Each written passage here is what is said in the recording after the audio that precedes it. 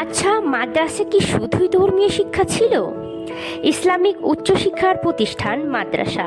মাদ্রাসা শব্দটি এসেছে আরবি শব্দ দারাস থেকে, যার অর্থ a place where culture is given or lesson is taught.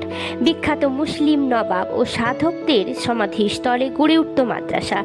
Fatehpur Sikri, Allahabad, Agra, Lahore, Jaunpur প্রায় সব বড় শহরেই ছিল ঐতিহাসিক মাদ্রাসা।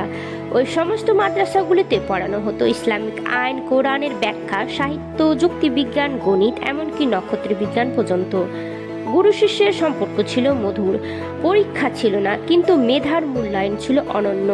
দারুল উলুম দেওবন্দ মাদ্রাসা ফিরোজশাহী নাসিরিয়া ইতিহাস গড়া প্রতিষ্ঠান। সাধারণত একজন শিক্ষার্থীর উচ্চশিক্ষার জন্য সময় লাগত 15 থেকে 16 বছর। মাদ্রাসা শুধু শিক্ষা নয়, এটা ছিল এক ধরনের জ্ঞানময় সংস্কৃতি যা গড়ে তুলেছে প্রজন্মের পর প্রজন্ম।